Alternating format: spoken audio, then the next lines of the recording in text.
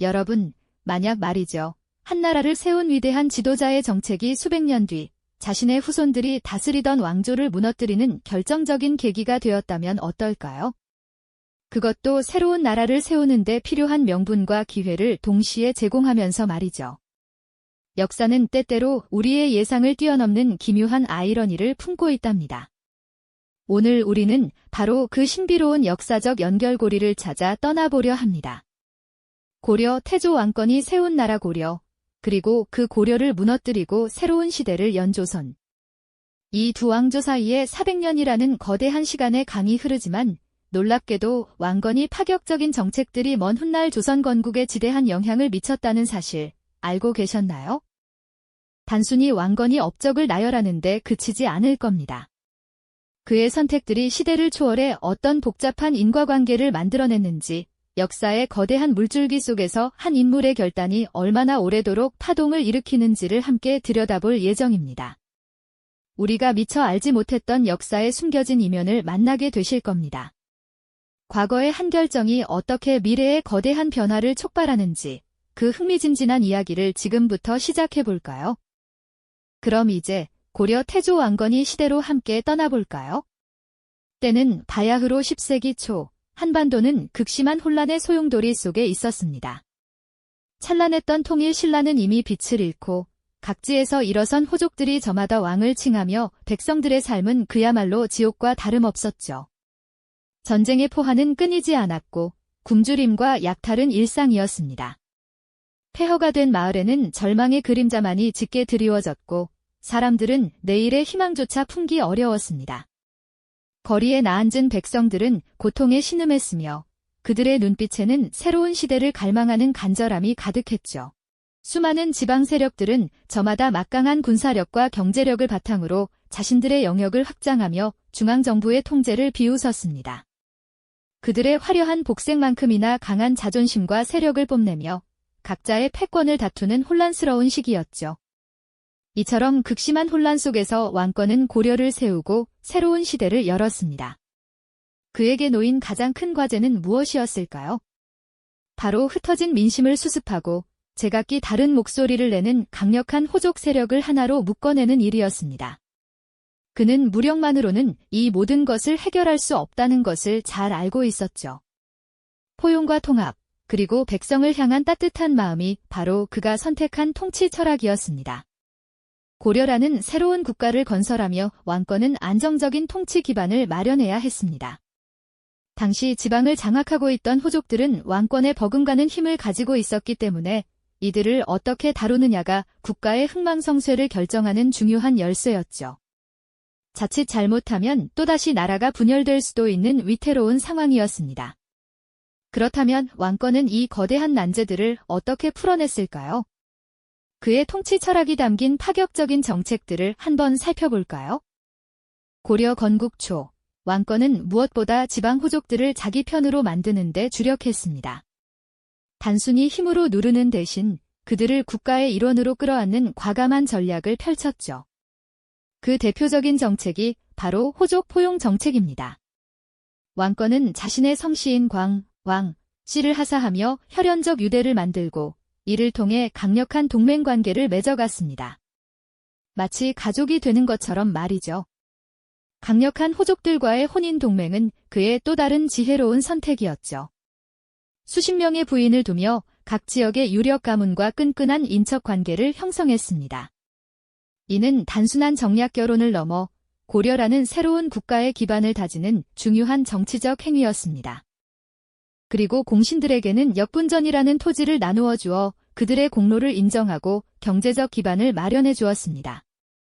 이는 그들이 새로운 왕조에 충성할 명분을 주는 동시에 불만을 잠재우는 효과적인 방법이었죠.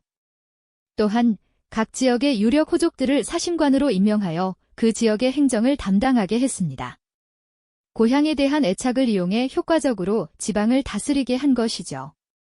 동시에 호족의 자제들을 계경으로 불러 기인으로 삼아 사실상 인질처럼 머물게 함으로써 지방 세력의 이탈을 막는 교묘하면서도 현실적인 통제 방식을 사용했습니다. 이처럼 왕건은 채찍과 당근을 적절히 활용하며 새로운 국가의 기틀을 다져나갔습니다.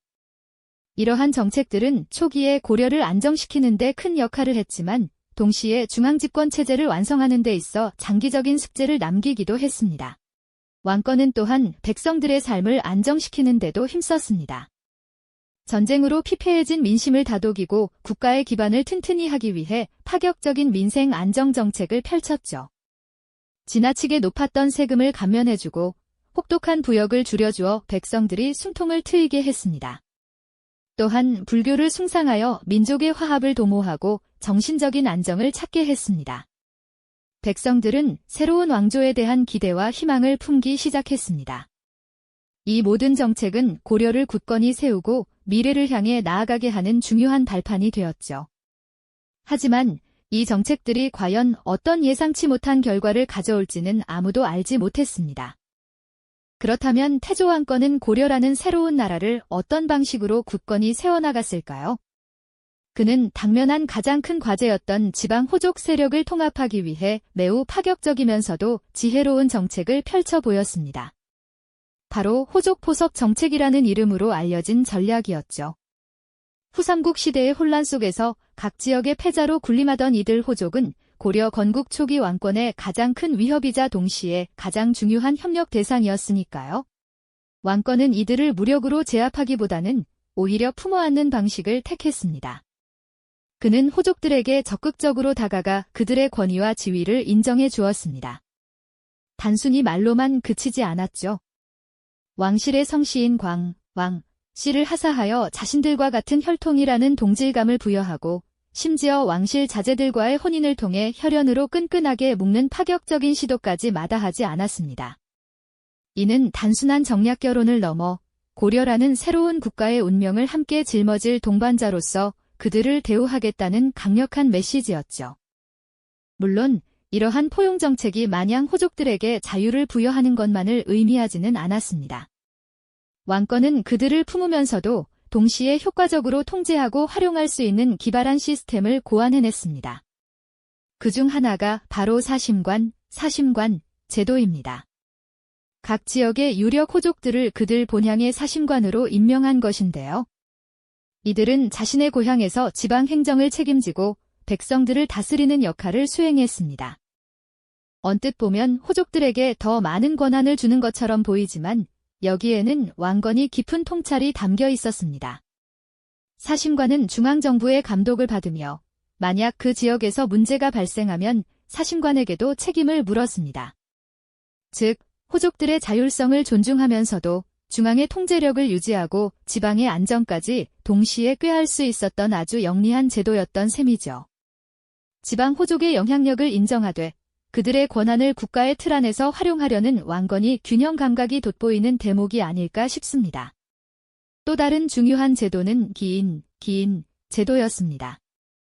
이는 지방 호족의 자제들을 수도 개경으로 불러들여 인질경 관료로 삼는 제도였는데요. 이 제도는 호족들이 함부로 중앙정부의 반기를 들지 못하게 하는 일종의 안전장치 역할을 했습니다. 동시에 개경에 머무는 동안 중앙의 문물과 사상을 접하게 하여 장차 고려의 관리로 성장할 수 있는 기회를 제공하기도 했죠. 인질이라는 다소 냉혹한 측면이 있었지만 이는 호족 세력의 충성심을 확보하고 중앙집권적 통치 기반을 다지는 데 크게 기여했습니다. 이처럼 왕권은 호족들을 자신의 편으로 끌어들이는 동시에 그들의 세력을 적절히 견제하고 활용하는 이중적인 전략을 구사했습니다. 호족 중심의 고려라는 표현이 나올 만큼 초기 고려는 지방 호족들의 영향력이 상당히 강한 분권적인 체제였죠. 하지만 왕권은 이러한 분권 속에서도 중앙의 권위를 잃지 않으려 노력하며 나라의 기틀을 단단히 다져나갔습니다. 그의 정책들은 당시 고려가 직면했던 복잡한 현실 속에서 최선의 선택이었고 고려라는 새로운 왕조가 400년이라는 긴 세월을 유지할 수 있었던 중요한 원동력이 되었습니다. 하지만 이처럼 성공적이었던 왕건이 호족 포섭 정책이 예상치 못하게 먼 훗날 고려를 무너뜨리는 결정적인 씨앗이 될 줄은 그 누구도 상상하지 못했을 겁니다. 고려의 기틀을 단단히 다졌던 왕건이 정책들이었죠. 하지만 놀랍게도 그 성공의 씨앗이 수백 년 뒤 고려를 무너뜨리는 결정적인 원인이 될 줄은 정말 아무도 예상하지 못했을 겁니다. 역사의 아이러니는 바로 이 지점에서 시작됩니다. 태조 왕건이 세상을 떠나고 무려 400년이라는 긴 시간이 흐른 뒤 고려는 건국 초기의 역동성과는 사뭇 다른 모습으로 변모해 있었습니다. 왕조의 말기, 중앙의 권위는 땅에 떨어졌고 나라는 극심한 혼란에 빠져들었죠. 초기 고려를 지탱했던 호족들은 시간이 흐르면서 점차 권문세족이라는 새로운 이름의 거대한 세력으로 변모했습니다. 이들은 대대로 고위 관직을 독점하고 막대한 토지를 소유하며 심지어는 백성들의 삶까지 좌지우지하는 절대적인 권력을 휘둘렀습니다. 왕건이 호족들을 중앙으로 불러들이고 혼인을 통해 융합하려 했던 정책들은 역설적으로 특정 가문들이 대대손손 권력을 세습하고 부를 축적하는 발판을 마련해준 셈이 된 거죠. 마치 뿌리가 깊은 나무가 시간이 지나 거대한 숲을 이루듯 권문세족은 고려 사회 전체를 뒤덮는 거대한 그림자가 되었습니다. 이들의 횡포는 끝이 없었습니다. 백성들은 권문세족의 사유지에서 소작농으로 뼈 빠지게 일해야 했고 온갖 명목의 세금과 부역에 시달리며 고통받았죠. 부패한 관료들은 백성들의 고혈을 짜내 자신의 배를 불리기에 급급했고 국가의 기강은 완전히 해이해졌습니다. 사회는 더 이상 공정함을 기대할 수 없는 지경에 이르렀습니다. 마치 썩은 나무가 쓰러지듯 고려는 내부로부터 서서히 무너져 내리고 있었던 겁니다. 나라의 근간이 흔들리니 외세의 침입에도 제대로 대응할 수 없었죠. 엎친 데 덮친 격으로 고려 말에는 왜구의 침입이 극심했습니다. 바다를 건너온 왜구들은 해안가를 약탈하고 내륙 깊숙이 들어와 백성들을 살육하며 마을을 불태웠습니다. 하지만 무기력해진 고려 정부는 이들을 효과적으로 막아내지 못했습니다. 백성들은 나라의 보호를 받지 못한 채 스스로의 생존을 위해 발버둥 쳐야 했죠. 이런 상황에서 어떻게 백성들이 왕조에 대한 충성심을 유지할 수 있었을까요? 그들의 마음속에는 점차 새로운 지도자, 새로운 시대에 대한 갈망이 싹트기 시작했습니다. 이러한 혼돈 속에서 고려를 개혁하려는 움직임이 움트기 시작했습니다. 바로 신진사대부라는 새로운 지식인 계층이 등장한 건데요.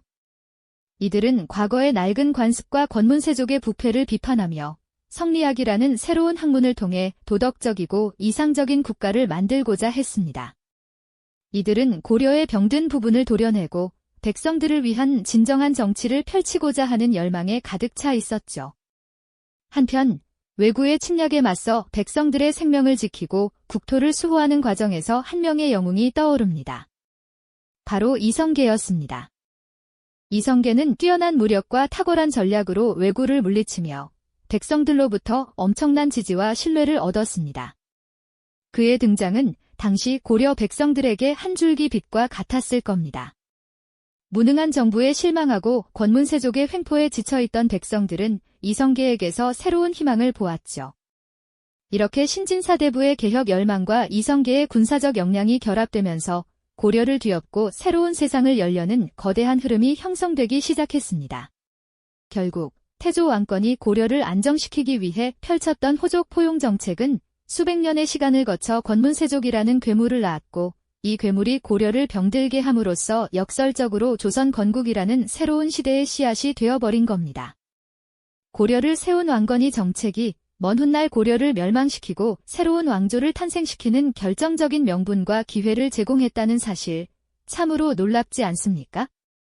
역사는 이처럼 예측 불가능한 거대한 흐름 속에서 때로는 성공이 실패의 씨앗이 되고 실패가 다시 새로운 성공의 발판이 되기도 하는 것 같습니다. 고려를 세운 태조 왕건이 그 정책들이 수백 년의 시간을 거쳐 아이러니컬하게도 고려를 끝내고 새로운 왕조를 여는 결정적인 명분과 기회가 되었다는 사실, 참으로 놀랍고도 깊은 통찰을 안겨주지 않습니까? 마치 하나의 씨앗이 긴 시간을 거쳐 예상치 못한 열매를 맺듯이 역사는 이처럼 거대한 흐름 속에서 때로는 성공이 실패의 씨앗이 되고 실패가 다시 새로운 성공의 발판이 되기도 하는 것 같습니다. 이러한 역사의 거대한 흐름 속에서 새로운 시대를 꿈꾸던 조선의 건국 세력들은 과연 태조 왕건이 발자취를 어떻게 받아들이고 또 어떤 길을 걸었을까요? 이성계와 정도전을 비롯한 조선의 설계자들은 고려가 결국 권문세족이라는 거대한 그림자 아래 무너져가는 과정을 생생하게 목격했습니다. 그들은 태조 왕건이 처음 고려를 세울 때 지방 호족 세력을 포용하기 위해 펼쳤던 정책들이 장기적으로는 중앙집권 체제를 약화시키고 국가를 혼란에 빠뜨리는 원인이 되었음을 누구보다 잘 알고 있었죠. 그래서 그들은 왕건이 호족 연합 체제의 한계를 명확히 인식하고 이를 극복하고자 중앙집권적 왕조라는 새로운 국가 시스템을 꿈꾸기 시작합니다. 단순한 왕조 교체가 아니라 근본적으로 다른 국가 운영의 틀을 만들고자 했던 겁니다. 정도전은 법과 제도를 통해 국가의 기틀을 다지며 왕권과 신권의 조화를 추구했습니다. 그는 왕권이 호족들에게 주었던 광범위한 자율권이 결국 지방 세력의 비대화로 이어졌음을 깨닫고 철저하게 중앙에서 모든 권력을 통제하는 시스템을 설계했죠. 이것은 단순히 고려의 제도를 답습하는 것을 넘어 고려가 겪었던 문제점들을 명확히 분석하고 그에 대한 해결책을 제시하려는 혁신적인 시도였습니다. 왕권이 호족과의 혼인을 통해 연합을 꾀했다면 정도전은 철저한 관료제를 통해 지방을 중앙의 통제 아래 두려 한 것이죠. 그리고 그들의 이러한 노력은 태종 이방원 시대에 이르러 더욱 강력하게 추진됩니다. 태종은 왕권 강화를 위해 사병혁파, 육조 직계제 실시 등 과감한 개혁을 단행하며 고려 말 권문세족이 가졌던 사병과 사적 경제 기반을 철저히 해체했습니다. 이는 왕권이 호족들을 포용하며 남겨두었던 어쩌면 의도치 않았을 중앙집권 체제 완성이라는 숙제를 조선이 어떻게 풀어나갔는지를 명확히 보여주는 대목이죠. 태종의 강력한 리더십은 더 이상 지방의 어떤 세력도 왕권에 도전할 수 없도록 만들었고, 이는 고려가 수백 년간 해결하지 못했던 중앙집권의 과제를 마침내 완수하는 결정적인 계기가 됩니다. 결국 태조 왕건이 정책은 조선 건국에 부정적인 영향을 미쳤다기보다는 고려라는 거대한 실험을 통해 새로운 방향을 제시하는 중요한 역사적 이정표가 되었다고 할 수 있습니다. 왕건이 세운 고려가 보여준 성공과 실패의 모든 과정이 이성계와 정도전에게는 반면교사이자 동시에 새로운 국가를 설계할 때 반드시 고려해야 할 귀중한 자료가 되었던 것이죠. 역사는 이처럼 단절된 사건들의 나열이 아니라 과거의 고민과 선택이 미래의 변화를 이끄는 복잡한 인과관계의 연속이라는 것을 다시 한번 깨닫게 됩니다. 오늘날 우리가 내리는 크고 작은 결정들이 단순히 현재에만 머무르지 않고 먼 훗날의 사회와 다음 세대에 어떤 형태로든 지대한 영향을 미칠 수 있다는 점을 상기시켜줍니다. 역사는 그저 지나간 옛 이야기가 아니라 현재를 깊이 이해하고 미래를 통찰하는 가장 강력한 거울이 되는 것이죠. 태조 왕건이 꿈이 고려를 넘어 조선이라는 새로운 이름으로 다시 태어났던 것처럼 역사는 끊임없이 변화하고 발전하며 그 안에서 인간의 의지와 시대의 거대한 흐름이 어떻게 상호작용하는지 깊이 성찰하게 만드는 것 같습니다. 이처럼 한 인물의 통치 철학과 정책이 수백 년의 시간을 뛰어넘어 다음 왕조의 흥망성쇠에까지 영향을 미친다는 사실은 우리에게 역사적 연결성에 대한 깊은 경외감과 함께 인간 의지의 한계를 동시에 느끼게 합니다. 이 영상이 도움이 되셨다면 좋아요와 구독 부탁드립니다. 여러분의 응원이 제게 큰 힘이 됩니다. 다음 영상에서도 더 유용한 정보를 공유하겠습니다. 감사합니다.